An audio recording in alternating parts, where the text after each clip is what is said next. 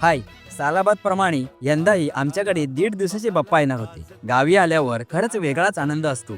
सगळीकडे तयारी, घरात उत्साह आणि मनात फक्त बाप्पाचं नाव. नेहमीप्रमाणे बाप्पा याच्या आदल्या रात्री डेकोरेशन पूर्ण झालं. सकाळी लवकर उठून आम्ही दुर्वाण्याला गेलो. त्यानंतर काकीनं दारात सुंदरशी चुन्याची रांगोळी काढली.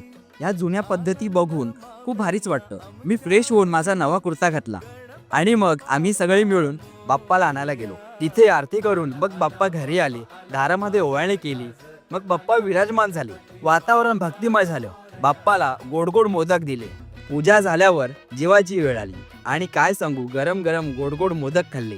त्यात खास म्हणजे जुन्या पद्धतीने केळीच्या पानातली जेवणाची मजा काही औरच आहे.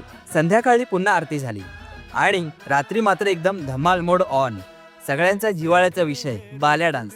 अगदी 5 वाजेपर्यंत आम्ही नाचत होतो. दुसऱ्या दिवशी बाप्पाचं विसर्जन झालं. थोडं मन भरून आलं, पण मनात एकच बाप्पाला सांगणं होतं, बाप्पा पुढच्या वर्षी लवकर या. हे 1.5 दिवस खरंच खूप अगदी पटकन संपले, पण खूप सुंदर आठवणी देऊन गेले. गणपती बाप्पा मोरया, मंगलमूर्ती मोरया.